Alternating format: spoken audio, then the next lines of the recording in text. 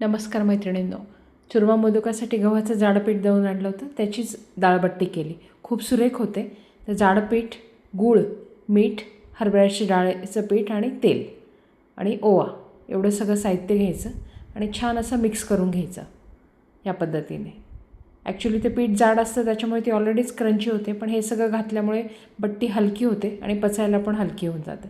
तर या पद्धतीने छान असं घट्ट पीठ मळून घ्यायचं, जसं पुरीचं मळतो आपण, आणि मोठी पोळी लाटून घ्यायची एकदम पातळ, आणि त्याला रोल करायचं किंवा त्याच्यात जेवढ्या जमतील तेवढ्या घड्या घालायच्या आणि मग त्याची बट्टी वळायची, की जेणेकरून जेव्हा आपण ते कट करतो आणि तळतो त्यावेळेस त्याचे पदर सुटतात. तर या पद्धतीने रोल करून घ्यायचं आणि मग एकसारखं असं गोल करून घ्यायचं. तर या पद्धतीने सगळ्या बट्ट्या करून घ्यायच्या. मग एका बाजूला कढईमध्ये पाणी गरम करायला ठेवलेलं आहे झाकण ठेवून. तर या पद्धतीने या सगळ्या बट्ट्या अशा मी तयार करून घेतल्या. तर आता हे पाण्याला उकळी आली आहे, गॅस फुलच ठेवायचा आणि ह्या पाण्यामध्ये सोडायच्या. उकडलेली बट्टी जी पाण्यामध्ये असते ती पचायला हलकी जाते आणि चवीला पण खूप छान लागते. तर या पद्धतीने त्या सगळ्या टाकायच्या आणि गॅस फुल राहू द्यायचा आणि 8 ते 9 मिनटं छान अशा त्या उकळू द्यायच्या, की जेणेकरून त्या अशा वरती म्हणजे थोड्याशा अशा सुटून आणि मोकळ्या व्हायला लागतील. आणि त्याच्यानंतर झाकण घालून द्यायचं आणि एक 10 मिनटानंतर बघा त्या छान अशा फुलल्या आहेत 10 ते 15 मिनटानं आणि अशा तरंगून येतात. याचा अर्थ त्या शिजल्या आहेत. तर ह्या पाण्यातनं बाहेर काढून घ्यायच्या आणि थंड होऊ द्यायच्या.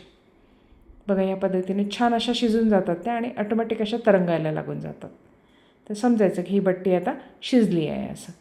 तर त्या पाण्यातनं काढून आणि मग थंड करायला ठेवायची.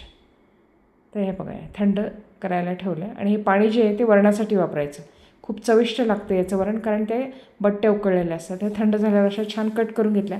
4 करा किंवा 6 करा, तुम्हाला जसे पीसेस हवे असतील त्या पद्धतीने करा. असे बघा पदर सगळे मोकळे झालेले आहेत छान असे.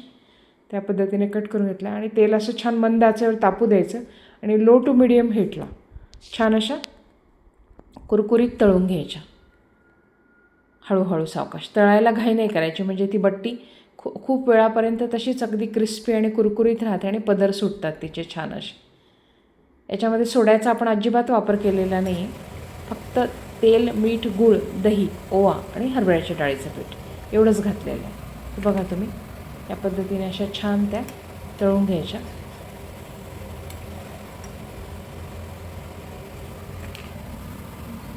हे बघा त्याचे कसे छान पदर सुटले, तुम्ही बघताच आहे व्हिडिओमध्ये.